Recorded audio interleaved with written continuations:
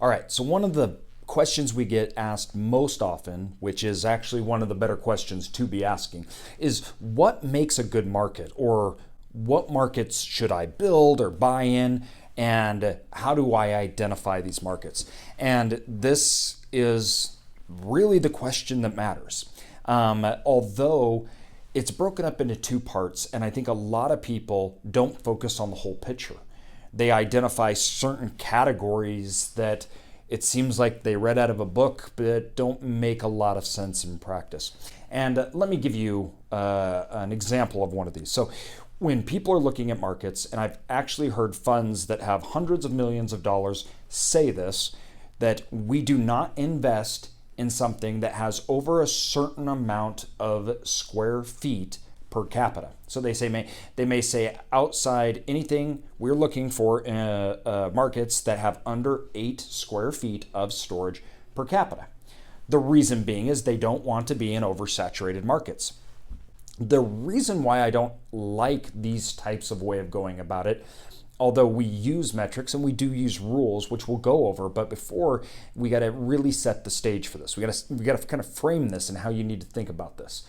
All markets are different, especially in self-storage. I have assets in markets that have 16 square feet per person. They are our highest rents, are most filled, and they rise in rents every single year. So why is this important? Because certain markets, depending on everything from the city, who lives there, the different economics of the place, will derive different amounts of storage. A simple case is in some cities, excess storage in a house is hard or nearly impossible to do. But they still live in areas where they have lots of toys, and the city's cracking down through laws and regulations that you can't have RVs out, and people have a lot of rental. So what happens is the demand for storage rises as opposed to maybe a location that people don't have as stringent laws and they can store things in larger houses, or there's just not a need because the recreational activities don't exist that drive the need or want or desire to house and hold lots of things. So we see this across the country in like inner cities where there may be storage needs. Small units are very, very desirable. Now, if you move out west and you are in even large cities, when you move into Texas and the Rocky Mountains and even in the Midwest, where there's lots of outdoor activities that are being done. People have four-wheelers, all kind of things that they need to house that they can't house at their house. There's a large demand for larger units, right? They're not the same. The way people consume in those markets and the way that between the government and the price of housing and the income works creates different demands in self-storage. So with that said, and it's important to frame it this way because there isn't direct rules. Now, I'm not saying there's not guidelines, and you absolutely need to look, but it actually misses the half of the picture that's by far the most important. And that's what we're going to talk about today. So identifying the perfect market for your self-storage facility, whether you're building, buying, whatever it is, but you want to be in that healthy market, the one that's going to grow, the one that will allow you to increase your prices, your profit margins will get better, and your cash flow will increase. Finding that market and creating a framework in which you look at the markets to make that decision could not be more important, and is at the crux of everything we talk about at self-storage income. And the reason being is because self-storage is a business disguised as a real estate asset. And if you don't understand that, you can get in trouble really quick, because this defines what makes good markets and bad markets. And I'll explain it.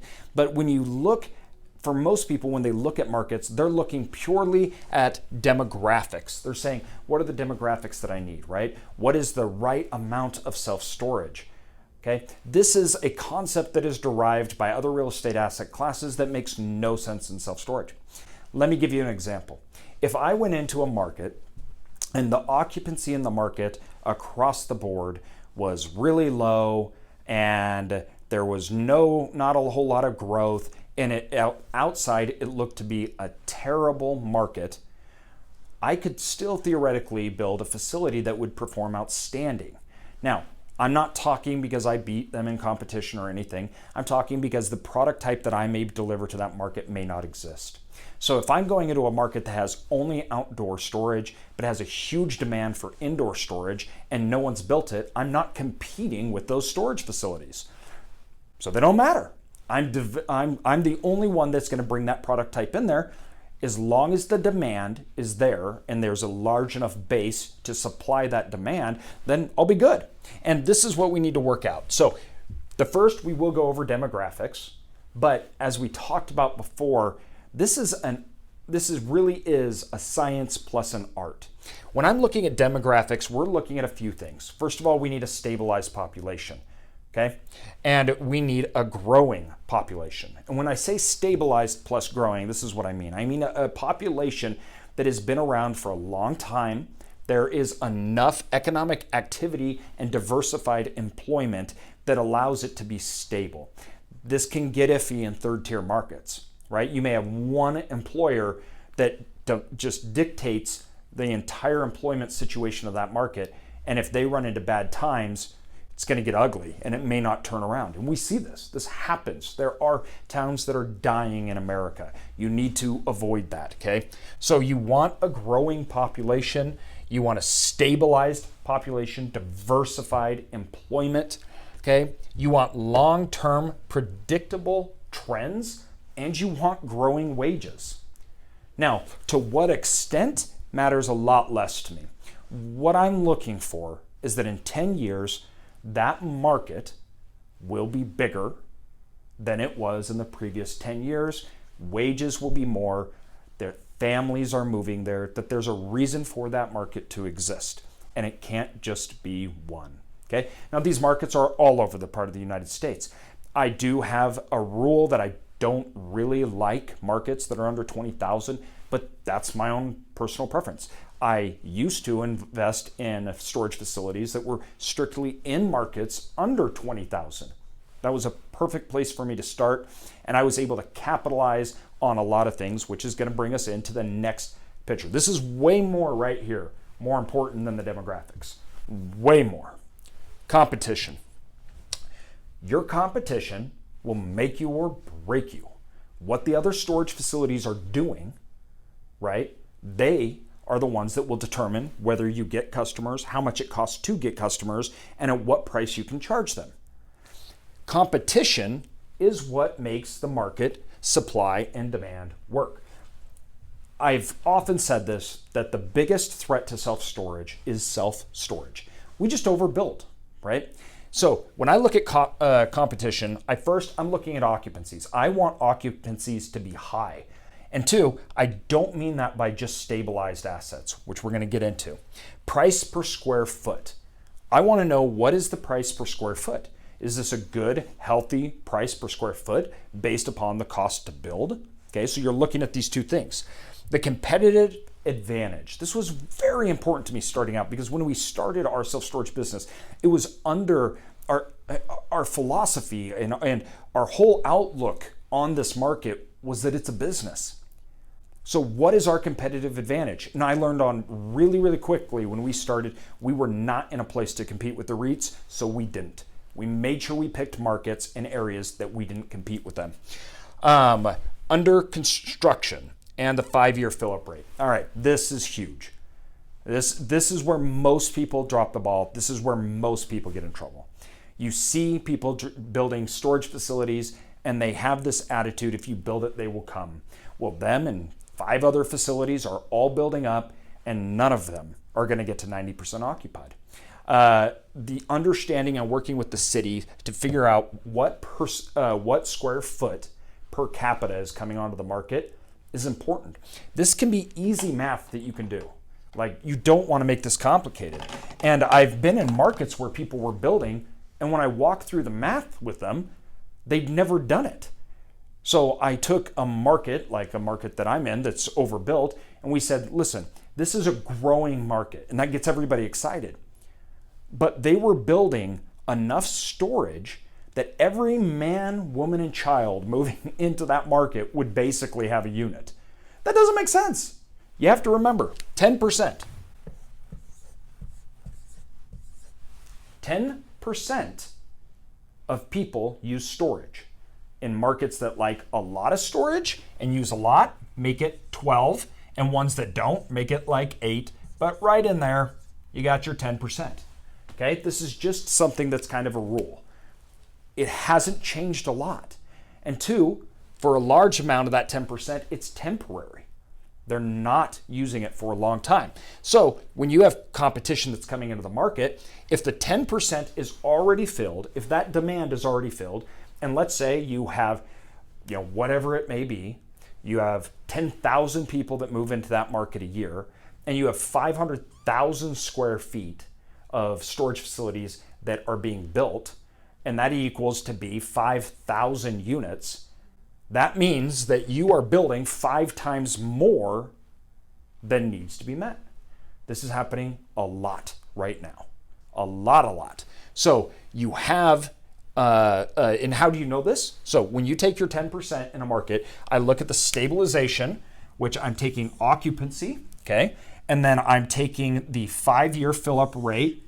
So we have assets in our markets that are not filling up after the first 2 years. They're already being let out to 3 years. So this fill-up rate is extending while square footage planned is going up and square foot under construction is both going up. So as your fill-up rates get longer, construction rises and square foot planned rises, your occupancies drop and your square footage drops. Okay? This is important because it may not be self-evident, right?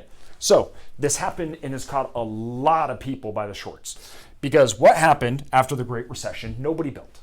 Then 3-4 years ago, everybody started to build.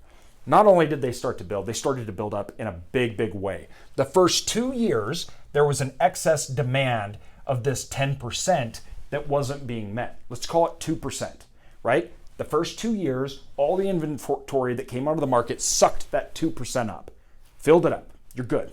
Then from there, people were saying, look at these fill-up rates. This guy, I know Bob down the street, he filled up in a year. And he doesn't have to do anything because it's storage. We hear this a lot.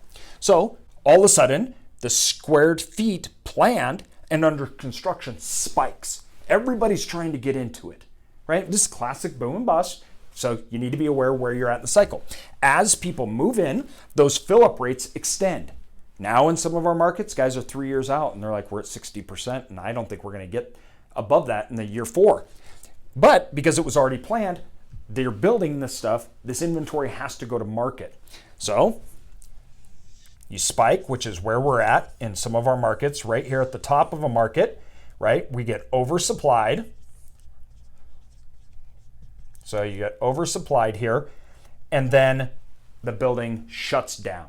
Now it takes time to fill this excess inventory on the market.